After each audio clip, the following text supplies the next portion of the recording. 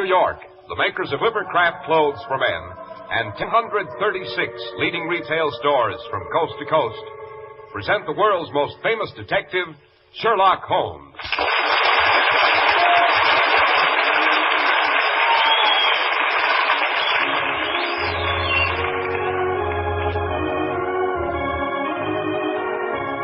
Our stories are based upon the character of Sherlock Holmes, created by Sir Arthur Conan Doyle.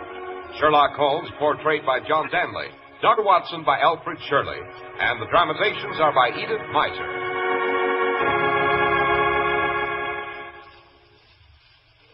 Well, here we are once again, settled comfortably in front of Dr. Watson's cheerful fireplace. Outside, the winter wind wails like, well, let's see. What does the wind sound like tonight, Dr. Watson? A lost soul or a baffled banshee? What would you say? To me, Mr. Harris, that wind sounds rather like Bast, the ancient Egyptian cat goddess, sometimes called Bubastis. She howls, they say, if anyone disturbs the graves of those who have consecrated themselves to her. Oh, come now, Dr. Watson. You don't believe that sort of nonsense, do you? Well, I'm not so sure, Mr. Harris. I'm not so sure. One valiant autumn night, as Holmes and I crossed the windswept moors that surround King's Island, we heard such a cry, a strange, harsh ululation that struck a chill to our marrow bones. And, oh, good heavens, there I go again, forgetting my manners. After all, you have something rather important to say, I believe, Mr. Harris. Well, I generally have, Dr. Watson, and speaking of wind and chill, there's nothing like a Clippercraft overcoat to keep them out, you know. Right. Pity Holmes and I weren't wearing a Clippercraft that night on Dartmoor Heath. Now, Dr. Watson, this is my part of the entertainment. Oh, sorry, old man. Proceed. Thank you. There are now 136 fine stores across the nation that sell Clippercraft clothes. That's a tribute to the efficiency of the Clippercraft plan. And that's a tribute also to the tremendous demand that an alert American public has built for Clippercraft.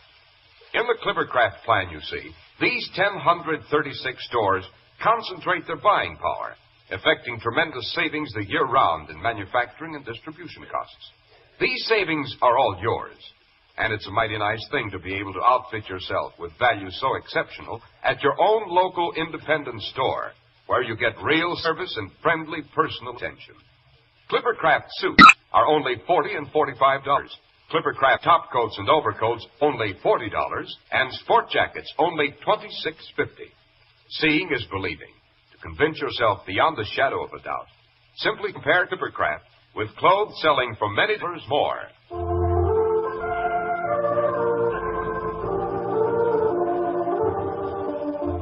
And now to return to that icy wind on the moors, Doc Watson. Well, as a matter of fact, Mr. Harris, that's not where this adventure had its inception.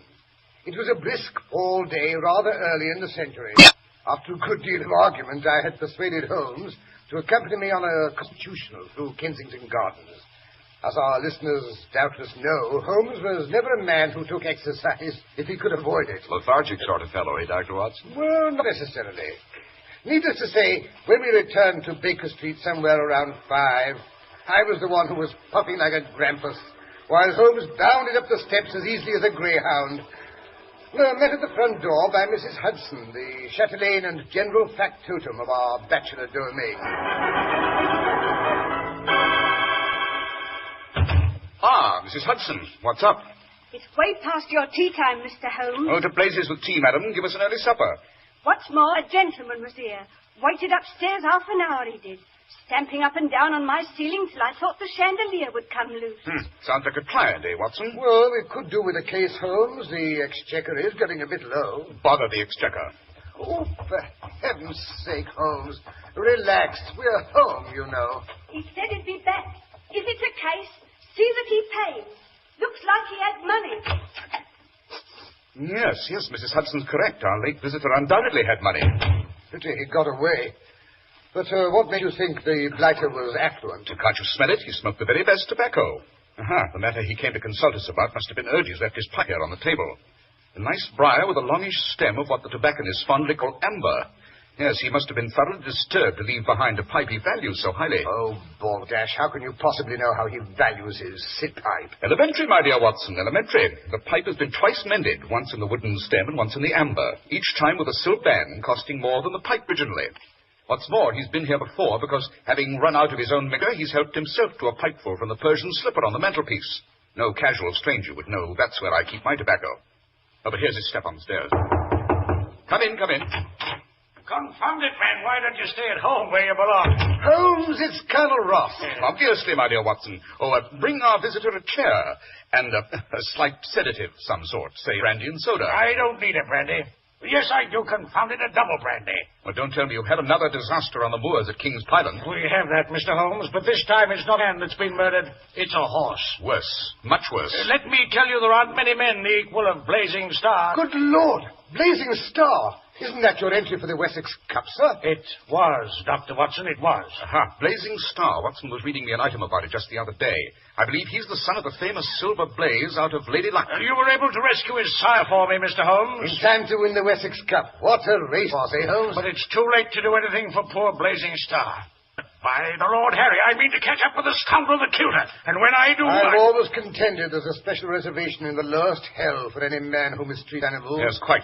But tell me exactly what happened at King's Pyland, Colonel Ross. You remember Ned Hunter, Mr. Holmes? He was in charge of the stable at the time Silver Blaze was abducted. Yes, fine fellow, reliable and trustworthy. He's been promoted to the post of trainer since you last saw him, but he still sleeps in the stable, doesn't trust anyone else to do it. Blazing Star, like his sire before him, was the favorite for the Wessex Cup, I believe. That's right, Mr. Holmes. So Ned was being extra particular. None of the stable boys were allowed to go near the horse.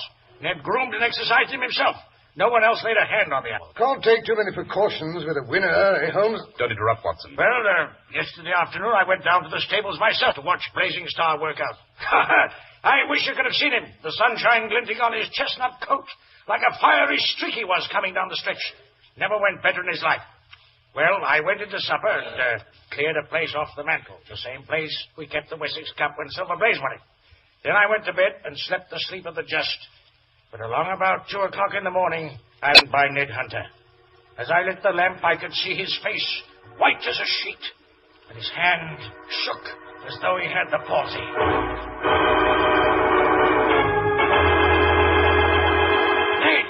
Ned, what's up? What's the matter, man? It's the Star, sir. He's took bad. You'd better go for the vet. Good Lord. What happened? He seemed in great shape this afternoon. I can't explain it, sir. Unless it was that cat upset him. You know how he always hated cats. What cat? We don't keep any cats. Well, a black cat it was, sir. Can't say I've ever seen it before.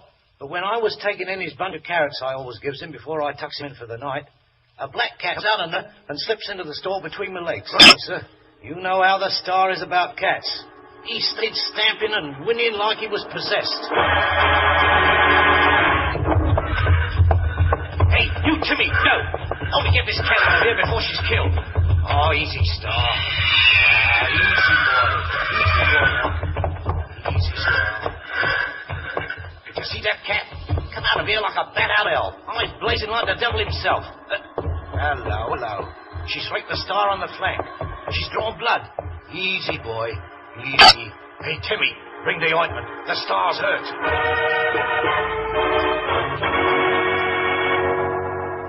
Well, Mr. Holmes, Ned Hunter swam the scratch and tried to quiet the horse, but Star was restless.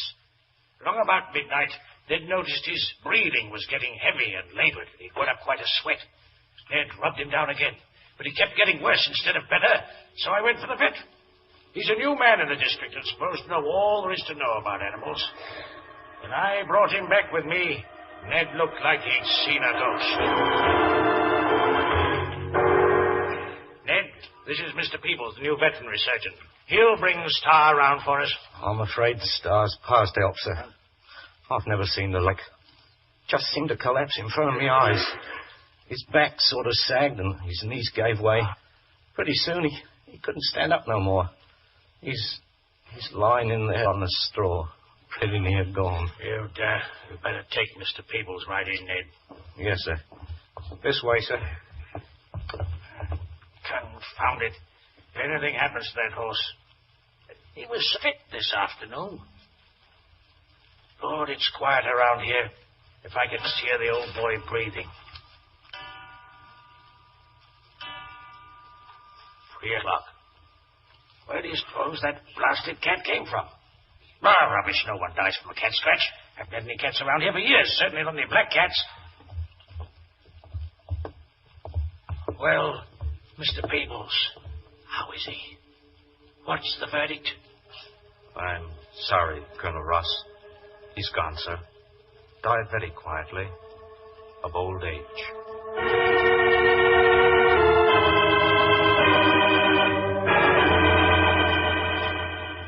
You say the vet pronounced Blazing Star dead of old age, Colonel Ross? But that's impossible, Holmes. The Wessex Cup is a race for 5-year-olds. Exactly. Blazing Star was 5-year-old last month. Yet when I went in to look at his body as it lay there in his stall, I'd have sworn he was the oldest horse I'd ever seen. Temples caved in, coat dry and greyish, hip bones protruding. You don't think anyone could have switched horses while Ned Hunter came to inform you the horse was taken sick? No, Mr. Holmes, I know Blazing Star anywhere. The star on the forehead he'd inherited from his father. The waff forefoot and a long scar in his left hind leg where he'd cut himself in a bit of wiring as a 2-year-old. That horse was Star, full 5 years ago last month. He couldn't have died of old age. Fantastic and macabre story, eh, Holmes? Quite. Many people, of course, will profit by his death. Have there been any strangers in the neighborhood of King's Python these last few weeks, Colonel Ross? There has been a band of wandering gypsies camping on the moors. Of course. Gypsies have many curious and little-known poisons. They'd be quite apt to keep a black cat, what's more. If its claws had been dipped in some obscure venom, Possibly, Watson, possibly.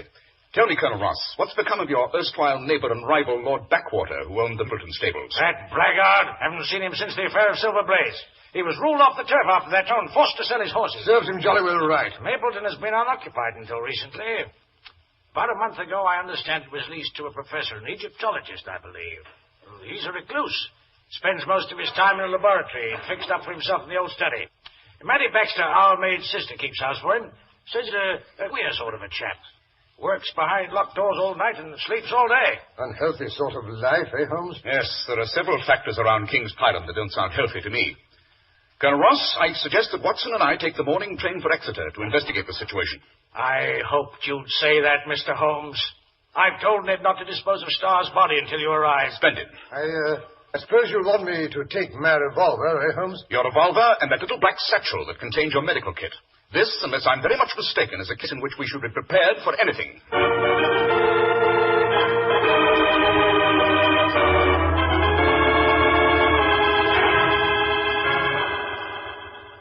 Well, Watson, now that you've finished a thorough examination of the cadaver, what's your verdict? The vet was right, Holmes. The horse obviously died of old age. But I tell you that's impossible. Blazing Star was only a little over 5 years old. Ned here will bear me out. That's right, gentlemen. Horse doesn't die of old age at 5 years. It looks like Blazing Star ain't going to be the only one, neither. Good Lord. Don't tell me another one of the horses has caught the malady. It's not one of the horses, sir. It's the sheep. I noticed it when I went out to the paddock after you left this morning. They stood there all huddled together, shivering. Then gradually, all day long, they kept getting older and older. You could fair see them do it. Their eyes are rheumy, and their voices weak. And, some of them can hardly keep on their feet. But those sheep were young. Most of them were dropped in this year's lambing season. What do you make of it, Dr. Watson? Have you ever heard of old age being contagious? Well, there have been isolated cases, Colonel Ross, where young and healthy individuals have developed a wasting away that rather resembles the appearance of age. Well, I hardly think it possible. Hold on. Who's this running across the moors in the sunset? It's like a woman. Her hair flying loose, her shawl flapping in the wind. Well, she's staggering as if she were drunk. It's Mattie, Colonel Ross. Her that works over at Mapleton. She's not suffering from the effects of alcohol. It's fright that's upset her. It's sheer terror. Colonel Ross, will you take me in this night? I'm never going back. I'm never going back to that house again. I knew he was evil the minute I laid eyes on the man, and now I've seen him. The butcher he is. He's a ghoul. Who is Mattie? My master. Him and at least Mapleton. He's filled the house full of human statues. The lower part man and the upper part beast. Those would be the statues of the ancient Egyptian gods. Ra, the hawk, Anubis, the dog, and Bast, the cat, I fancy. Bast. That's what he calls her. The black cat that rides everywhere with him on his shoulder. Their eyes are alike. Him and the cat's both green. And they both can look at you without even blinking. Only his head moves from side to side while he stares at you. What's that? I said his head. It don't never hold still. He's a ghoul, that's what he is. They've been bringing him boxes for weeks now. 6 boxes, big, like coffins. A lorry drives up in the dead of night and they carry the box into his study and he locks the door behind it. That's the last anyone ever seen of them boxes or what's in them. You never seen any traces when you go into here? I've never allowed in, sir. No one's ever been allowed in that study except the man what brings the boxes. And then only for a minute while he puts them down. Today, The men come with another big box. Only they brought it before it was dark. The master in a rage when he saw him drive up. When they brought the box in and set it down in the study, he was that worked up, there were flecks of foam on his lips. You idiots! How often have I told you not to come here by daylight? Have a heart, Governor. The sun's about down and there's a storm coming up. Me and me partner have a long way to drive back to town. We don't like to be caught in the moors in a storm at night. Oh, you don't? Well, this is the last time you need come here. People who work for me obey my orders. Aye, but Governor... Get your pay. Now, get out. We'll be going. Never fear. He needn't have done that. Oh, he's a terror when gets in one of his rages. Oh, there. You work here. Aye, I'm the housemaid. Know what it is he's got in them boxes we bring him? Haven't an ocean. That room's always kept locked. He never so much as looked through the keyhole. Oh, I'd never do that. It's not right. Maybe not, but I bet it'd be interesting. Aye. Come along there, Chris, or we'll be caught on the moors out of dark. Aye.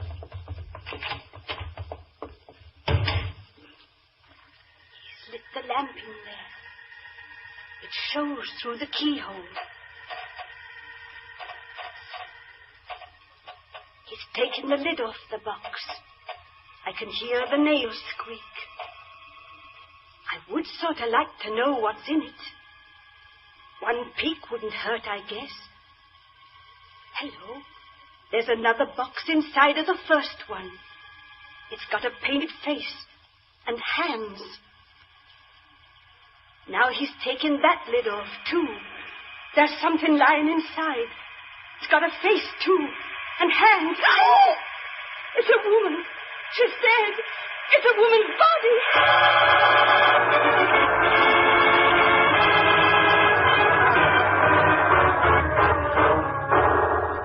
Great Scott. A woman's body? Then the man is a ghoul, a body snatcher. Worse? Unless I'm very much mistaken, he's much worse, Colonel Ross. As for the body, I imagine it's been dead a long, long time.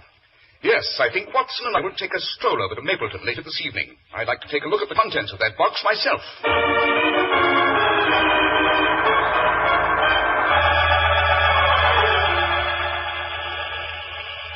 What a night to go stalking about the moors, Holmes. I'm soaked to the skin. Yes, the equinoctial rains seem to be especially vigorous this year, Watson. Vigorous, I can hardly say. Good Lord, what was that?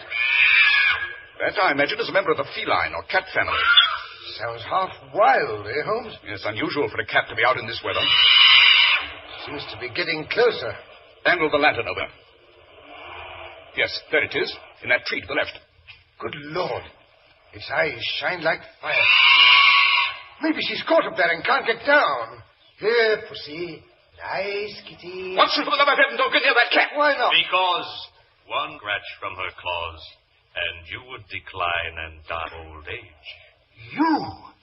Professor Moriarty? You look surprised to see me, Dr. Watson. I heard you were expected at King's Pyland, Holmes, and when that stupid serving girl ran screaming out of my house this evening, I rather expected it wouldn't be long before you came over to Mapleton to pay your respects to the Princess Hatshepsut. Princess Hatshepsut? So that's who you have in your latest mummy case, Moriarty. Yes, in the most perfect state of preservation, but of absolutely no use to me, unfortunately. Why not? She was still slender when she died. The artisans who unbound her didn't need to age the body to prepare it for burial. Age the body? Have you ever seen a fat mummy, Dr. Watson? Come to think of it, can't say I have. In ancient Egypt, it took upward of 70 days to prepare the body of a mummy. Rare gums, resins, and spices were used. And if the deceased was fat, a fluid was injected which aged and shriveled the body after death. And it's your theory, no doubt, Moriarty, that that same fluid extracted from those mummies would, if injected into human beings, produce premature old age and death. So far, Mr. Holmes, I have only experimented with animals. But I believe the process has been sufficiently perfected so that I may now indulge in a few human experiments. How fortunate that you and Dr. Watson should have decided to drop in this evening. Holmes, let's get out of here. Not so fast, Dr. Watson. My servant Akbar has had you covered for some time. He's an expert shot, I promise you. Bluff. Pure bluff. Answer your soul. Akbar is rather dark. He doesn't show up very well at night, but to prove to you he is present, I shall have him destroy the cat up there. No, don't bother. But it's no trouble at all. We came out here for that purpose. Unfortunately, yesterday I spilled some of the liquid I'm experimenting with, and the cat walked in it. It's no longer safe to have it at large. You saw the results when she scratched Colonel Ross's horse last night. You see, I don't want to kill Pete. I shall be satisfied just to make them senile. You blackguard. Don't excite yourself, Dr. Watson. Akbar, the cat. Such a pity. I was rather fond of the beast. Now, gentlemen, if you will accompany me.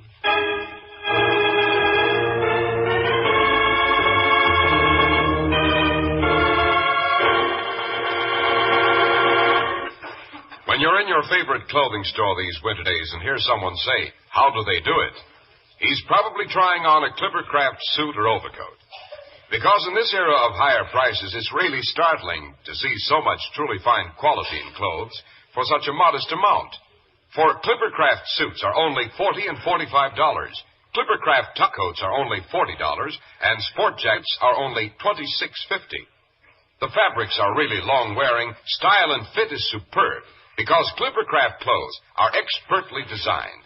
Now, you may ask how all this is possible. Well, the answer is real manufacturing genius and a plan. The famous Clippercraft plan concentrates the buying power of 1,036 of the nation's finest stores from coast to coast. Thus, you get the amazing advantages of the group buying at your own local independent store, at the store you can trust. Selling expensive clothes, inexpensive low prices at the nation's finest independent stores is the great big idea behind the Clippercraft plan. That's why men who know insist on Clippercraft clothes. So be sure to visit the Clippercraft store in your city. These leading stores in the metropolitan area are proud to add their names to Clippercraft in your suit, top coat, and overcoat. In Manhattan, Saks 34th, Broadway at 34th. John Wanamaker Men's Stores, Broadway at 8th and 67 Liberty Street. In Brooklyn, Abraham and Strauss. In Newark, New Jersey, Boulevard Men's Shop, Kresge Newark. And in Jamaica, the B&B Clothes Shop, 16408 Jamaica Avenue.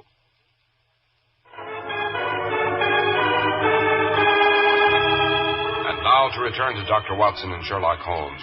We find them in Moriarty's laboratory. Sorry I'm forced to have that tie your hands to the back of your chairs, gentlemen. Akbar, if you will remove Dr. Watson's revolver from his right-hand pocket. That's it. No, you needn't take his satchel off his knees.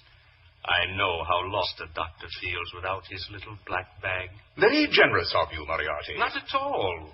That will be all, Akbar. You may leave the room and lock the door. And now for the Lady Hatshepsut. She's in the mummy case here. I thought you might enjoy the sight of a charming female while I give you the injection that will deprive you of your youth and vigor. Now, look here, you... No, Doctor. Is by any chance, Professor Moriarty, the mummy case in which the Princess Hatshepsut was entombed? I believe so. She was removed from the tombs of the royal mummies at Dar el-Hari. By those famous grave robbers, the brothers Abd el-Rasul, whose exploits finally led the British archaeologists to the left bank of the Nile opposite Karnak. But how clever of you, Mr. Holmes, to be so well informed on Egyptian mummies. Holmes knows everything. Or didn't you know? Watson, on the other hand, while no mental mastodon, has hidden possibilities. Did you know, Professor, he once played rugby for Blackheath? Fascinating. I gather from the fact that the mummy case has the hands carved in relief that it dates from the 7th Theban dynasty. You are absolutely correct, Mr. Holmes. Wait. I will raise the lid and permit you to see the lady herself. Good Lord. She looks as if she had died yesterday. Yes, Dr. Watson. The mummies of Memphis are black, dry, and brittle. But those of Thebes are yellowish, flexible, and so elastic that flesh yields to the touch, and the limbs may be moved. So, without breaking. Yes, it's remarkable. I should have liked to be present when they discovered the tomb at Dar el-Bahari. Imagine, Watson, there were 36 mummies, 20 of them kings and queens. Suppose we dispense with any further lectures on antiquity, Mr. Holmes. I think the substance I have here in this little glass phial may prove even more fascinating. Ha. This is the liquid I've distilled from 5 previous mummies. The ones who have been, shall we say, aged. One small scratch with a pin dipped in this fluid should, if my calculations are correct, turn you both into old men. What would be the object of that, may I ask? Well, in the first place, it would render you no longer able to interrupt my activities. And in the second place, if my experiment is successful, I flatter myself I can change the course of history. Interesting. Think what would happen if I were to make certain men senile. The Kaiser, for instance, and that new American president, Roosevelt, Mr. Theodore Roosevelt. And there's a man over in France, Monsieur Clemenceau. And the young man right here in England, his name is Winston Churchill. I think history might be quite different if he suddenly became old and feeble-minded. Let me see. My tie pin should do very nicely. Yes, a very interesting hypothesis, Professor Moriarty, but that file is so small. Is that all the fluid you have? It will suffice, Mr. Holmes. I shall prick only the key men. Now then, I'll dip in the pin. So. And. Holmes, duck! Confound you! You've broken the file! Bravo, Watson. A perfectly placed drop kick. I wondered if it would occur to you to use your little black bag for a football.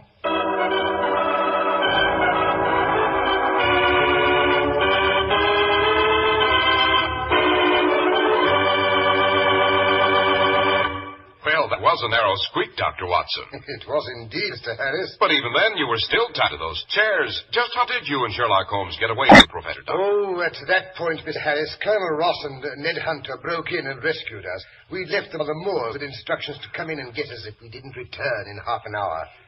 Why did you think Holmes became so chatty about Egyptian history? You don't mean he was stalling? Well, what do you think, Mr. Harris? What do you think? Well, what could I think, Doctor? And now, Dr. Watson, how about giving us a hint about next week's story? Yes, next week I think I shall tell the case of the Lucky Shilling.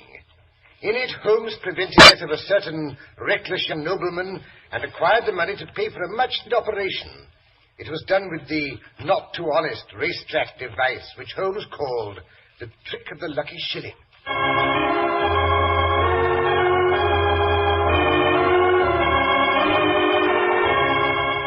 Makers of Clippercraft clothes and 1,036 leading stores from coast to coast have brought you another in the new series of broadcasts featuring the world's most famous detective, Sherlock Holmes. Sherlock Holmes is produced and directed by Basil Lochran with special music by Albert Berman.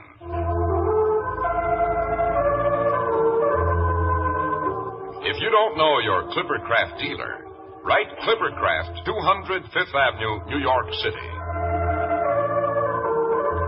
Be sure to listen next week to Sherlock Holmes in the case of the Lucky Shilling.